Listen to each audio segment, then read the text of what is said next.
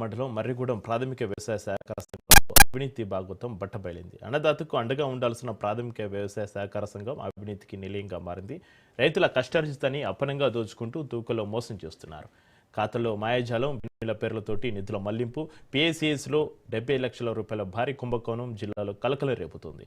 రైతుల నుంచి సేకరించిన 190 లారీల మక్కలు తూకంలో భారీగా కోత విధిస్తూ నిర్వాహకులు చేతిబాటం ప్రదర్శిస్తున్నారు. ఒక్కొక్క రైతు వద్ద 4 బస్తాల చొప్పున క్వింటాల కొద్ది తరుగు పేరుతోటి రైతులు నిలువున ముంచేస్తున్నారు. ప్రభుత్వం నుంచి రావాల్సిన నగదు రైతుల ఖాతాలో జమ కాకుండా మధ్యలోనే మాయమవుతుంది. బినామీల పేర్లతోటి కుటుంబ సభ్యుల పేరుతో ఖాతాలు సృష్టించి లక్షలాది రూపాయల నిధులను పక్కదారి పట్టిస్తున్నారు.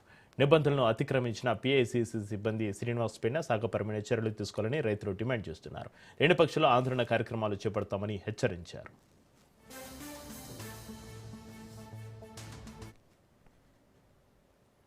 మాది మర్రిగూడెం మండలం గంగారం, జిల్లా మహబూబాబాద్ జిల్లా. మేము సొసైటీకి జొన్నలు పోసినాం, 100 బస్తాలు పోసినాం. కాంట పైసలు మావే, సుత్తుల దారాలు మావే. 500 300 కేజీ తెచ్చుకున్నాం మేము. 300 బస్తాకు వచ్చేసి 30 రూపాయలు తీసుకున్నారు. మేము చేను దగ్గర వేసినామని ఇక డబుల్ ఛార్జ్ పడ్డది మాకు.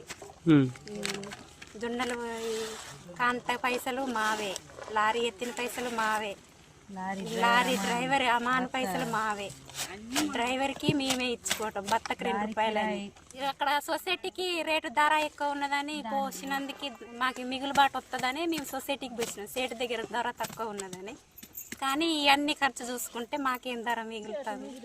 ఏం మిగలలేదు. గవర్నమెంట్ కదా, ఇక ఎప్పుడు మాకు ఇందులో 2400 ఉన్నది. సేటు వాళ్ళు 1800 1700 అనేసరికి మేము కొనుగోలు కేంద్రానికి 2400కి వచ్చాం. మాకు గిట్టుబాటు అవుతుంది కదా అని పోసినాం.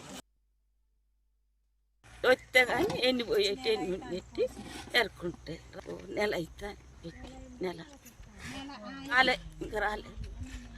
ఇక ఇస్తాడో ఏం చేస్తాడు? ఎందుకు ఊకుంటాం? ఊకోం. అందరు అడగల, అడుగుతారు. ఇవన్నీ మాయే. వాళ్ళు ఇచ్చింది ఏంటి అన్నీ చూయించుకుంటాను. చూయించుకుంటే కొందరు పడ్డలకు పడ్డాయి, కొందరికి తక్కువ పడ్డాయి అంటారు. ఇంకా పూర్తి తెలవలే. తెలిస్తే అప్పుడు ఏ సంగతి. మేము కొనుగోలు కేంద్రం ఇంత ముందు లేదు, ఈసారి మాకు వచ్చింది. దాంట్లో ఎక్కువ రేటు ఉంటుంది, సేటు దగ్గర తక్కువ అనేసి మేము కష్టపడ్డ పంట అంతా కొనుగోలు కేంద్రం వేస్తే మా కష్టానికి ఫలితం వస్తుందని 2400 కింటా 2400 అని ఇచ్చారు కొనుగోలు కేంద్రం.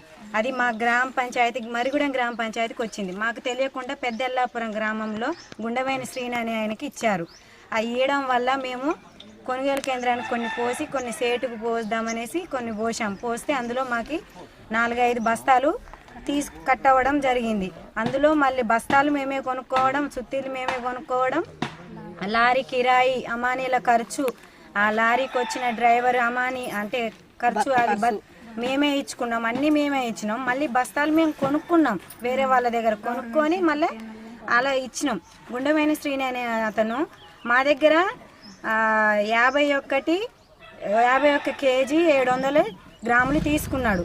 అసలు తీసుకోవాల్సిన 50 కేజీల 600 ఎక్స్ట్రా తీసుకొని అవి వేరే వాళ్ళ కుటుంబ సభ్యులు లేకపోతే వాళ్ళ బంధుత్వాలు ఎవరో వాళ్ళ మీద పేర్ల మీద కొట్టుకొని డబ్బులు తీసుకున్నాడు.